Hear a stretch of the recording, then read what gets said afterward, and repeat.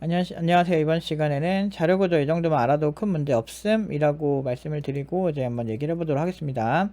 일단은 자료구조는 종류가 엄청 많아요. 다 외우는 건 문제가 있고 그 증거를 먼저 대자면 트리 하나를 치잖아요. 트리 하나 이렇게 치면 이렇게 많아요. 트리 하나가. 그리고 다 트리에서 파생된 거예요. 리스트 하나만 쳐도 이거 지금 클래스로 인식을 안 하네. 잠깐만요. 리스트 하나만 이렇게 치더라도 자료구조 이렇게 많아요. 어레이 리스트, 바이트 리스트, 그 밑에 롤 리스트, 다이그 리스트, 디아그 리스트 모르겠다. 백 어레이 리스트, 롤 뭐 별의별 리스트 안 써본 저도 써본 적이 없는 리스트도 엄청 많아요. 벡터도 있고 되게 많습니다. 자료구조가 엄청 많아요. 스택이나 뭐 큐나 뭐 그러니까 우리가 컴퓨터 공학에서 배우는 거 하면 대부분 그런 거지. 큐, 스택, 리스트 또 뭐 있냐? 트리, 벡터도 배우나? 모르겠다. 근데 아무튼 저도 옛날에 그냥 배우고 그냥 넘긴 게 많은데 사실 이런 거를 일일이 알고리즘을 다 짜보고 이렇게 배우는 분들이 되게 많거든요. 근데 이미 다 완성된 거고 그래서 오히려 요즘 쓰는 거는 오히려 리스트를 그대로 쓰는 경우도 있긴 하지만 한 번씩 바꾼 리스트를 쓰거든요. 그러니까 리스트에서 파생된 어레이 리스트를 저는 더 많이 쓰게 되고, 그리고 뭐 바이트 리스트는 뭐 쓴 적이 없는데 아무튼 어레이 리스트 진짜 많이 쓰게 되고, 그래서 제가 일반적으로 개발할 때 많이 쓰는 몇 가지 자료구조를 많이 알려주거든요, 학생들한테. 그래서 막 어레이 리스트랑 처음에 할 때 해시맵이나 해시 테이블을 좀 알려주거든요. 둘이 이제 스레드 세이프하냐 아니냐의 차이도 좀 알려주기도 하고, 그러면서 이제 해시맵은 이제 멀티 스레드에서 쓰지 말고 그럴 거면 컨커런트 해시맵이라고 있거든요. 이게 매뉴얼을 보면 다 나와 있어요. 이런 거 쓰라는 건데, 요거 스레드 세이프하다는 용어는 이제 잘 모르실 수 있기 때문에 그냥 스레드가 동시에 막 접근할 때 동시 접근 제어를 해주는 거예요. 그러니까 싱크를 맞춰서 그러니까 에러가 생기지 않게 방지해주는 건데, 이게 같은 이게 컨텐츠는 하나인데 이게 동시에 접근해서 하면 이 데이터가 막 삭제되고 막 이런 과정에서 싱크가 안 맞아가지고 문제 생길 수가 있거든요. 아무튼 그런 건데, 이제 그런 거 이제 해시맵을 사용하면서 이제 좀 성능까지도 가지는 이런 건데, 제가 이거를 처음에 공부를 했을 때가 실제로 성능도 해시맵 정도로 괜찮으면서 동시 접근했을 때 조금 스레드 세이프한 게 필요할 때가 있었어요. 같은 자료 구조를 멀티 스레드에서 동시에 접근을 할 때가 있어서 그런 때 이런 거를 그때 찾아서 봤거든요. 근데 이런 게 엄청 많아요. 여러분 상상 이상으로 많을 거예요, 이게. 그래서 이렇게 보면은 얘는 abstract 맵에서 시작되기 때문에 이거는 맵이라고 하는 자료 구조에서 시작이 되겠죠, 당연히.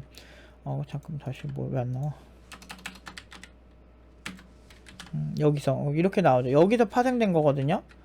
이거 엄청 많아요. 그러니까 상상 이상으로 많고, 그리고 자바에 없는 자료 구조지만 딴 데서 독자적으로 만들 수 있어요. 자료 구조는 본인들이 만들어서 얼마든지 쓸 수가 있거든요. 그래서 자료구조 공부할 때는 C나 C++이 제일 편한 게 포인터를 직접 다루면서 보는 게 가장 직관적이긴 해요. 그래서 이런 자료구조 공부할 때 좋긴 한데, 문제는 이제 사람들이 이거를 구현하고 그게 동작하는 거를 이해하는 건 너무 좋은데 개발이 완성되기 전부터 이거를 보니까 문제예요. 저도 초보자들 가르칠 때는 해시맵이나 이런 거 가르칠 때 내부에 어떻게 생기는 그냥 대충만 그려주고 그냥 사용법 먼저 숙지하고 일단 만들어 보세요.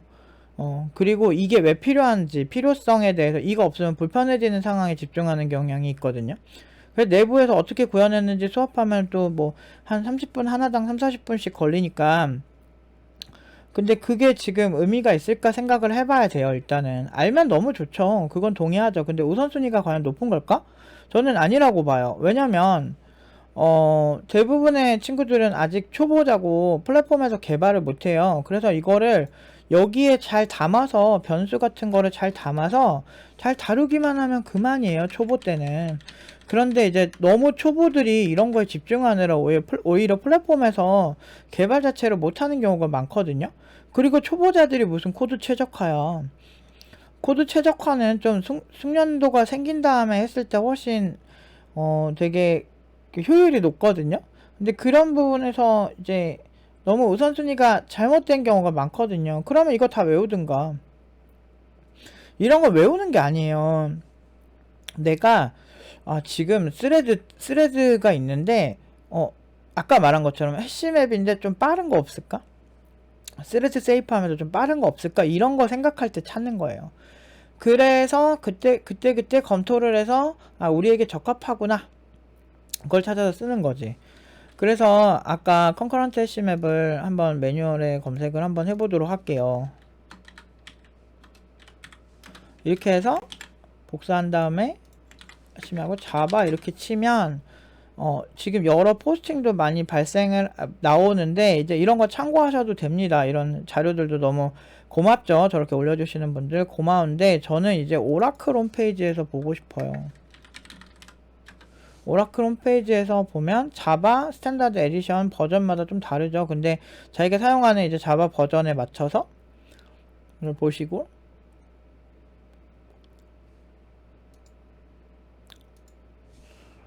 이렇게 보면서 어렵지만 번역기 돌려가면서라도 한번 대략은 보시는 게 좋긴 하거든요. 여기서 그러죠. 전체 검색 동시성과 업데이트에 대한 높은 기대 동시성 지원하는, 이게 좀 번역 이상하네요. 그러니까 어쨌든 대충 이렇게 보면 알겠지만은 동시성 제어, 제가 말한 그런 부분에 대해서 특화됐다라는 거고, 실제로 얘 사용법에 대해서 이렇게 대략적으로 읽어보시고, 좀 어렵게 써 있습니다. 근데 그 어렵게 써 있으면은 이것과 아까 블로그 자료들 있죠? 그거는 아무래도 상대적으로 이제 우리 눈높이에 더 맞춘 자료니까. 근데 두 개를 교차 검증을 해야 되는 이유는 그 사람들이 자기가 쓰고 싶은 대로 쓰는 경우도 되게 많아서 그 사람 주장과 공식 홈페이지의 의견이 맞는지를 같이 보는 게 가장 정확해요. 근데 어쨌든 그리고 자료를 여러 개 보는 게 되게 중요하고요.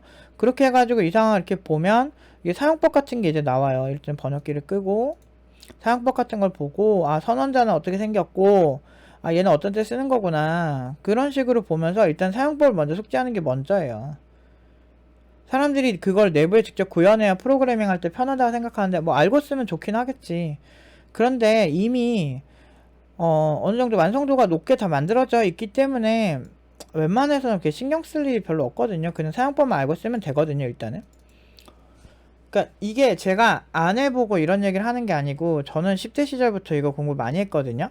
그래서 이제 대표적으로 이제 사람들이 많이 배우는 큰 틀은 좀 알면 좋긴 해요. 뭐 맵, 해시, 그러니까 맵 해시가 또 뭐고, 리스트가 또 뭐고, 트리가 뭐고, 스택이 뭐고, 뭐 요 정도만 알면은 적당히 사용법 알고 얘는 이런 특성을 갖고 있구나, 사용은 이렇게 하는구나, 그 정도만 알고 나머지 이렇게 파생된 많은 자료 구조는 여러분들이 그때그때 검색해서 분석해서 얘는 이럴 때 쓰면 좋구나, 이렇게 생각하는 게 좋아요. 그리고 관련 팁을 하나만 더 드리자면 어떤 기술에서 주로 사용되는지를 한번 살펴보는 거죠. 어떤 경우에 이런 자료 구조가 필요한 거야 라는 거를 잘 알고 쓰면은 훨씬 더 세련된 개발을 할 수 있게 되겠죠. 그래서 뭐 예를 들면 대표적으로 이제 뭐 비트리 같은 거를 이렇게 살펴보면 이런 비트리의 사용성은 이제 데이터베이스 쪽에서 좀 많이 사용을 하고 있더라 라는 얘기가 나오죠. 그러면은 이런 것도 한 번씩 읽어보세요. 읽어보시고 비트리는 정렬된 데이터를 유지하고 뭐 대수 시간 이거 좀 이상하게 번역되는데 잠깐만.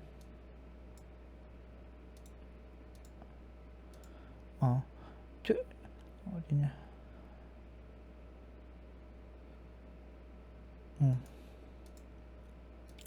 자, 이런 식으로 파생되어서 이렇게 여러가지 트리가 가진 기본 특성, 거기에 이제 비트리가 어떤 걸 좀 더 많이 신경을 썼을까, 바이너리 트리 or 비트리라고 하거든요.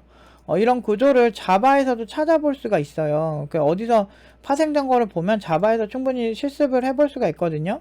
그래서 이런 시간 복잡도 얘기도 나오는데 이 부분 같은 경우는 시간 복잡도는 내가 어떤 거를 이렇게 만들었을 때 이게 처리되는 시간, 그거를 계산하고 그 알고리즘 개선하는 이런 그 장르의 얘기인데, 그거는 초보자들은 초반에는 신경 쓰지 마세요. 일단 대부분 그런 어떤 작은 거에서 그런 거에서 많이 신경 쓰는 사람이 큰 거 하는 거를 잘 못 봤어. 물론 큰 거 잘하는 사람이 그렇게 역으로 공부하는 건 너무 좋아요. 그런 거는 완전 찬성. 근데 아무튼 일단은 플랫폼 개발부터 먼저 초보자는 시작을 하는 게 맞아요. 그냥 써보세요 일단.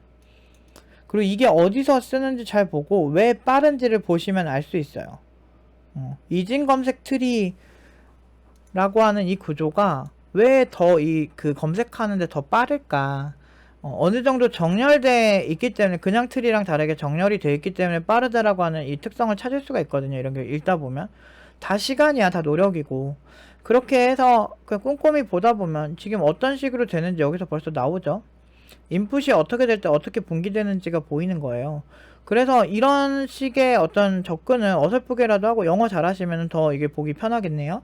그러니까 그런 식으로 해서 여러분들이 계속 보다 보면 인간의 적응력이나 센스가 얼마나 뛰어난데 금방금방 또 여기서 답을 찾아갑니다. 이런 것도 한번 보고, 그리고 자바 매뉴얼도 한번 보세요. 비트리가 바이너리 트리잖아요. 그러면은 이렇게 하면은 자바에서도 그 어느 정도 설명이 있어요.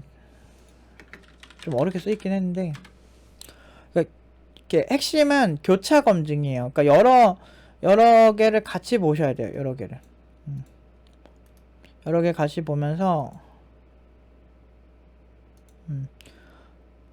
내가 원하는 자료가 별로 안 나오는데,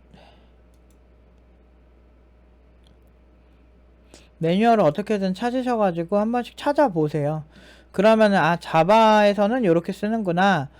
물론 언어마다 조금씩 사용 방법은 다를 수 있어요. 큰 원리는 똑같거든요. 그래서 자료 구조는 C 언어에서 실습하는 게 제일 좋긴 한데, 내부에서 어떻게 구성됐는지까지 다 알 필요까지는 저는 초보자는 없다라고 생각하고요.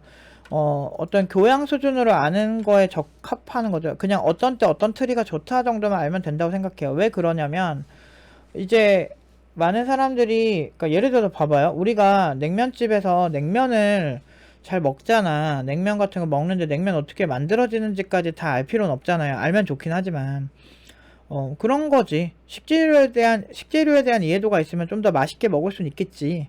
근데 그게 핵심은 아니잖아요. 그러니까 내가 지금 이거를 가져다 쓰는 정도만 쓰고 아키텍처 분석 정도, 얘는 이런 특성이 있어서 검색에 좀 더 빠르기 때문에 거기 특화됐구나. 뭐 거기 궁금하면은 실제로 검색 결과에서 좀 더 빨라지는 그런 논문들을 좀 찾아보는 방법은 될 수 있겠지.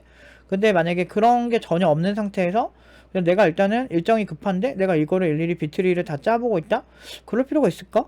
저는 근데 이거 많이 해봤어요. 옛날에 뭐 링크드 리스트로 직접 링크드 리스트 구축해가지고 뭐 스트럭처 만들어가지고 그렇게 하는 경우 되게 많았고, 다 해보긴 했는데 이게 그렇게 당장 개발 못하는 친구들한테 그게 중요할까? 이런 생각이 들더라고. 오히려 이렇게 많은 리스트업된 트리들을 하나씩 보고 얘는 이때 쓰면 좋겠다라고 알고 있는 게 더 중요한 거 아닐까?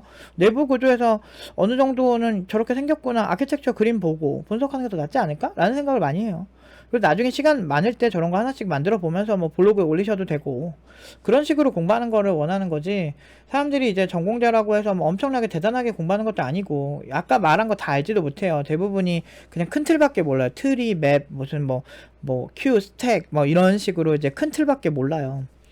그렇게밖에 수업 안 하고, 근데 내부에서 그걸 구현하는 그 원리를 공부하는 경우가 더 많거든, 자료 구조가. 근데 내가 그 자료 구조를 만들어야 될 상황이 많으면 이해가 되는데, 요즘은 웬만한 자료 구조가 너무 훌륭하게 잘 만들어져 있어서 그게 옛날 패러다임이에요. 예전에는 자료 구조도 직접 만들어서 썼어야 됐었거든. 그런 시대가 있었어요. 그런데 요즘은 안 그러거든. 그런데 요즘은 오히려 분석이 더 중요하거든. 새로운 알고리즘, 아까 보면 그 오라클 보면은 이번에 뭐 10버전에 뭐가 업데이트 됐다, 뭐 스탠다드 에디션 몇 버전에 업데이트가 됐다, 자꾸 이렇게 버전이 표시가 되면서 이제 업데이트 됐다는 거를 자바에서 알려주잖아요. 근데 그러한 부분들을 집중을 해야 된다는 거죠. 오히려 바뀐 매뉴얼은 모르고 굉장히 고전적인 그런 걸로만 보면은 그게 의미가 있을까? 나 10대 시절에 그런 거 다 했거든. 근데 잘 안 쓰면 또 까먹더라고. 내부에 어떻게 했었더라. 막 링크드 리스트 같은 거 다시 구현하잖아.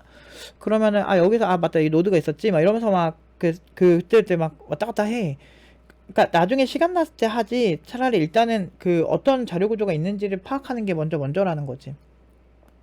공부하는 거는 찬성을 하는데 막 이거를 막 인위적으로 모든 걸 다 짜봐야만 내가 공부를 제대로 했다 라고 하실 필요는 없어요. 요즘 그러니까 우선순위가 뭐가 더 중요한지를 잘 계산을 하셔서 그 시간에 다른 기술 아키텍처를 공부를 하시는 게 훨씬 현실적이지 않을까 싶습니다. 오늘은 여기까지 말씀드리도록 하겠습니다.